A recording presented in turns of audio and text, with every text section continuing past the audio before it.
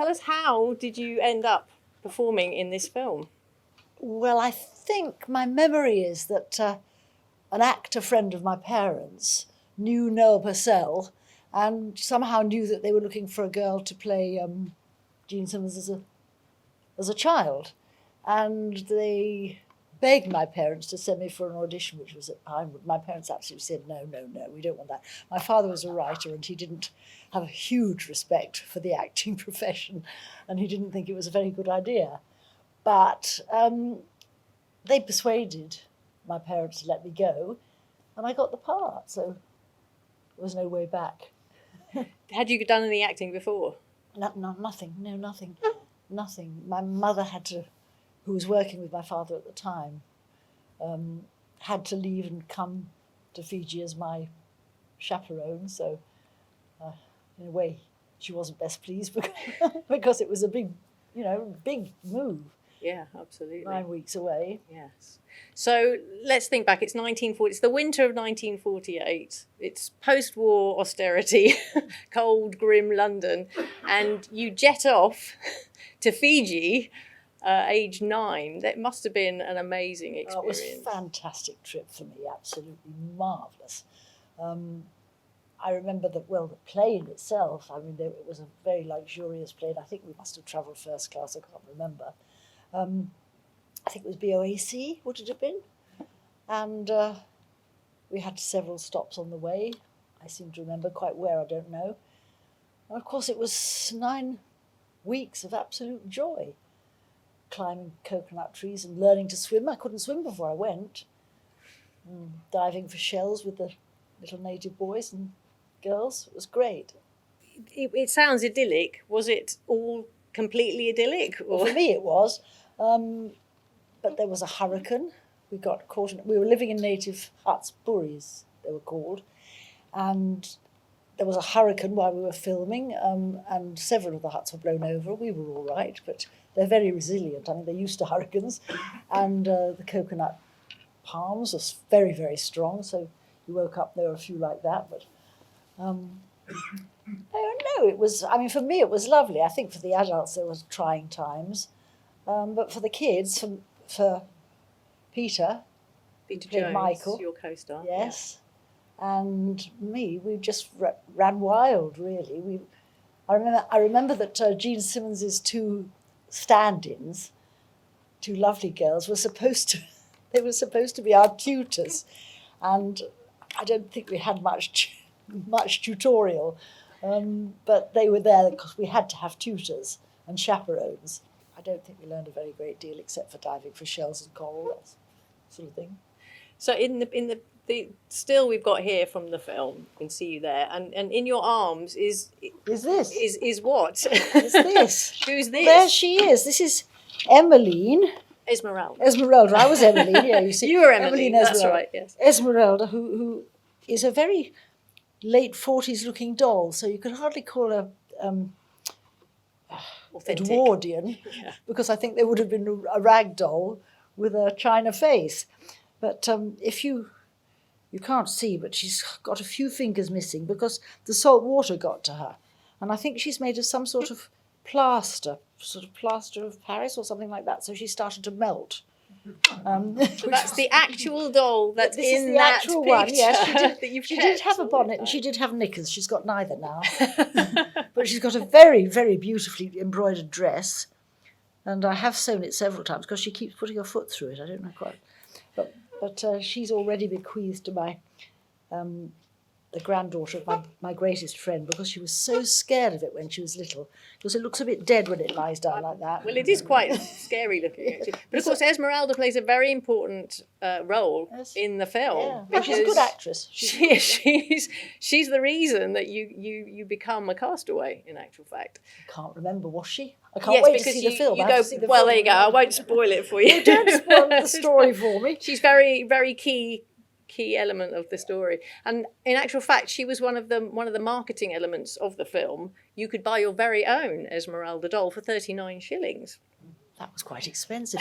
Well, that's probably why they chose this sort of doll, you see, with the eye to marketing. If it had been an Edwardian rag doll, they probably couldn't have sold them, but this was the baby doll of the time. That's very true. So, Which it was quite an odd marketing ploy, because actually the film was not, children were not allowed to see the film. No, I wasn't allowed to see the film not because of the fight with the octopus or anything like that. It was because they had a baby and weren't married, and it had an adult certificate, and I wasn't allowed to see it. And in fact, the Americans insisted that even though they had a baby out of wedlock, that he did declare his undying love, just to make it very clear that he was not going to abandon her.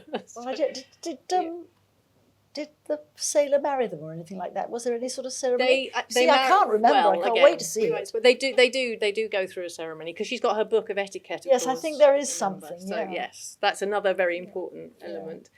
So you didn't see the film when it came out, and the other person who didn't see the film when it was released was the author, H. de Vere Stackpole, who wrote the book in 1907, and when the film was released, he was 85, and his doctor said that the excitement would be too much for him to watch the film. So he did not see it either. And we've actually got some slides, I think, is it possible to see them? There we go. Okay, so we've got an amazing collection of stills from this film in our archive collection. So there you are in your costume. It looks like everyone's examining you. Yes, I don't know. I don't remember the actual crew and then, of course, meetings at all. Noel Purcell in the background there, you did most of your scenes with. Donald Houston having a crafty cigarette there, I can see also. And the director, Frank Launder, front left there. So it looks like you're being given some kind of instruction. I don't know why I've got centre stage there, obviously telling them how to direct the film. So this was obviously in one of the more solid places that you I don't know where that was. Hotel, it looks, perhaps. Possibly, yeah. Absolutely. So you were in various different parts of Fiji. Yeah. I did write them down. Viti Levu. Which is one of the main islands, I remember that. Yeah. And the Yasawa Islands, which was the very remote ones, which presumably was a bit later on. And so you mentioned the hurricanes, and actually the press book talks a lot about how supplies were cut off. Supplies were cut off. I remember we used to wait for supplies of chocolate to come. Oh, and when it arrived, you'll know this, some of you, when chocolate's in the sort of damp and heat, it gets a bloom on it. And the chocolate was always covered in this bloom, this white bloom. But it was dark chocolate underneath. So of course, being 9, it was the chocolate that you were missing. But I think the rest of the crew missed the alcohol when the alcohol ran out. Things got quite bad. I bet they did. Yeah. Well, we ate a lot of coconut and drank coconut milk, and we used to learn to climb the coconut trees, because the native boys were very, very good at it. I mean, I think they probably still are. And they could grip the tree with their legs and just shin up without any rope or anything. Amazing. So I got very used to coconut. Yeah, it must have been. We've got another. Can we look at the next slide, please? Because this is quite a nice one of the actual location. There we go. are. You can see it properly there. And of course, all the locals. Looks like you were hanging out quite a lot with them. And there's Frank Launder. We don't know how Frank Launder broke his arm, do we? No idea. Perhaps they were nurses behind. They look like nurses recruited to look after his arm. And that hut, that was exactly where we were living for a long, long time in the Buris. Yeah. But they did withstand the hurricane, which is amazing. So you're sitting in the front there with Frank Launder with his broken arm and Peter. Yeah. No. So that really captures the sort of. Yes. It must have been quite an incredible experience. What was the atmosphere like? Because there were a lot of people out there. Yeah, I don't remember any gossip because I was too young, but I bet there was a lot of gossip. There might even have been 1 or 2 affairs, I suspect, because if you're away in a desert island. Absolutely. Anything goes. Yeah. And of course, as well as all the people that they had to get out there, they had the huge Technicolor cameras, because this was they were enormous cameras. Yes, it's not like nowadays. And of course, this slowed everything up. And you said that 9 weeks you think was the shooting it was 9 period. weeks and 9 months to make the whole film. Yeah, but of course you have to remember that they couldn't watch the rushes. They would have had to send the film back to England to be developed. Then someone else would have to look at it, and then they'd have to send a message back and say, you'll have to reshoot that particular bit. And I think getting the sunset, you said, was a Well, this is a typical film story, which I think probably could come out of many, many films with outside locations. they had to get a certain sunset shot, and the sun is never setting at the right time or in the right place or with the right number of clouds across it. And I remember so often we had to stop what we were filming or stop what we were doing. Sunset shot, sunset shot. They all used to yell, and everybody used to rush in to do this wretched sunset shot. You'll probably see it in the film. I don't know what the sunset shot was, but it was obviously of great importance. Yes. Well, obviously, I mean, this print that you're going to watch actually is a BFI restoration. It was done several years ago, and as far as I can tell, no, it's never been publicly screened before. So hopefully it will look as good as it did at the first screening, which you didn't go to. Which I didn't go to. Back in 1949. It was opened in March 1949, and a lot of the critics commented on how beautiful it looked and how coming out of the cinema into the grey, cold oh yes, London streets was quite depressing. But actually it didn't have a gala premiere anyway, this particular film. The economy drive was what the official like nowadays. Yeah, that's right. But it must have cost an absolute fortune. Yeah, I think it was a very high budget film. Yeah. So it's quite surprising they didn't push it more. No, it was a great experience, great. And of course it was lovely for me because I'd never been out of England before. My parents were originally Australian, and we came back via Australia, and I was able to see my cousins and my grandfather, whom I'd never met. So it was a wonderful opportunity, really wonderful. And you mentioned oh yeah, you tried to give yourself a haircut. I was bitten to death by mosquitoes, bitten to death, and they all went septic because I scratched them, and so they put iodine on them as they do, and then of course the poor makeup girl, because I was wearing knickerbockers down to here, had to keep making them up and taking the bandages off them. So I wasn't best loved by the continuity girl, and also I wanted a fringe for some reason, and I started to cut one, and I cut a tuft of my hair from there, and this little tiny tuft of hair.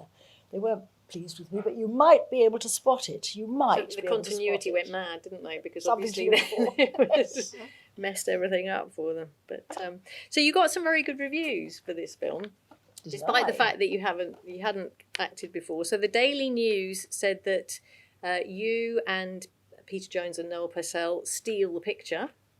But the Daily Worker critic wrote, "The first half hour with the children was first rate. What a charming little witch Susan Stranks is. But when they turn into Gene Simmons and Donald Houston, the film falls with a flop." Which I think is a bit unfair. No, I think that's very good. I should put that on my Twitter. But your parents were not impressed with your good reviews, were they? Well, no, I did make another film with David Lean, which was a wonderful opportunity. Madeline, of course. Which was called Madeline. But my parents weren't best pleased with me being in movies. I think they thought I was getting a bit spoiled, and you do get spoiled. There's no question. It's not the best place for a kid, really.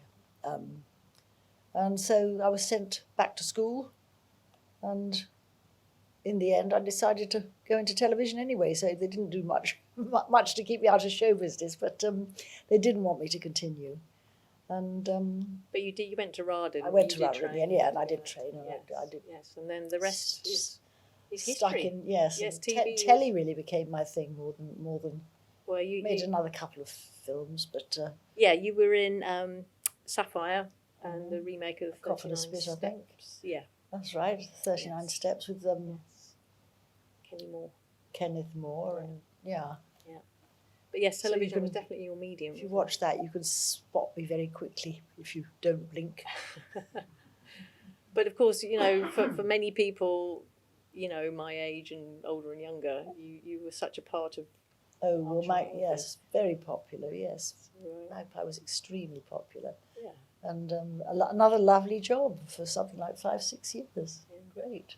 We've got one more slide that we might as well look at since it's there very quickly. So this is Gene. So I was what I found quite interesting is obviously when you arrive on the island, you would have had to be quite pale. So you would have had to. They would have presumably been watching how much of a suntan you got during the film. I don't remember that, but I know I was. What I'm wearing there, I do remember. Yeah. Shorts and that shirt. So perhaps they did want to keep me out of the sun a little bit. And that looks like the lady's got a sewing machine there. I don't know if I'm. Is it?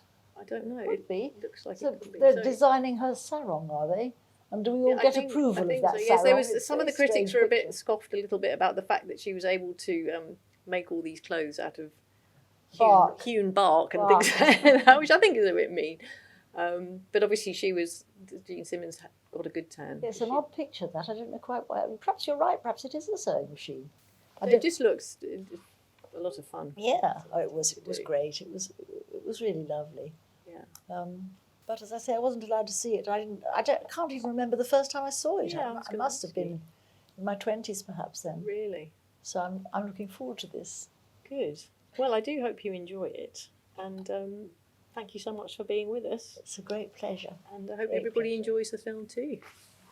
I'm sorry she hasn't got a bonnet.